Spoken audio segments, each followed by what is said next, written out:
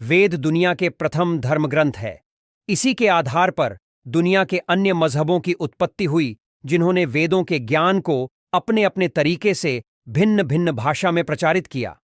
वेद ईश्वर द्वारा आर्षियों को सुनाए गए ज्ञान पर आधारित है, इसीलिए इसे श्रुति कहा गया है।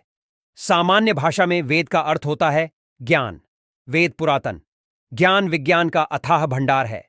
इसमें मानव की हर समस्या का समाधान है। वेदों में ब्रह्म, ईश्वर, देवता, ब्रह्मांड, ज्योतिष, गणित, रसायन, औषधि, प्रकृति, खगोल, भूगोल, धार्मिक नियम, इतिहास, रीति रिवाज आदि लगभग सभी विषयों से संबंधित ज्ञान भरा पड़ा है। शतपथ ब्राह्मण के श्लोक के अनुसार अग्नि, वायु, आदित्य और अंगिरा ने तपस्या की और ऋग्वेद, यजुर्वेद, सामवेद और अथर्ववेद को प्राप्त किया। प्रथम 3 वेदों को अग्नि, वायु, सूर्य, आदित्य से जोड़ा जाता है और संभवतः अथर्वदेव को अंगिरा से उत्पन्न माना जाता है। वेद मानव सभ्यता के लगभग सबसे पुराने लिखित दस्तावेज हैं। वेदों की 28,000 पांडुलिपियां भारत में पुणे के भंडारकर ओरिएंटल रिसर्च इंस्टीट्यूट में रखी हुई हैं। इनमें से ऋग्वेद की 30 पांडुलिपियां बहुत ही महत्वपूर्ण हैं, जिन्हें यूनेस्को ने विरासत सूची में शामिल किया है। यूनेस्को ने ऋग्वेद की 1800 से 1500 ईपू की 30 पांडुलिपियों को सांस्कृतिक धरोहरों की सूची में शामिल किया है। उल्लेखनीय है कि यूनेस्को की 168 सूची में भारत की महत्वपूर्ण पांडुलिपियों की सूची 38 है। वेदों के उपवेद: ऋग्वेद का आयुर्वेद, यजुर्वेद का धनुर्वेद, सामवेद का गंधर्व वेद और अथर्ववेद का स्थापत्य वेद, ये क्रमशः चारों वेदों के उपवेद बतलाए गए हैं। वेद के विभाग 4 है: अर्घवेद, यजुर्वेद, सामवेद और अथर्ववेद। अर्घ स्थिति, यजु रूपांतरण, साम गतिशील और अथर्व जड़।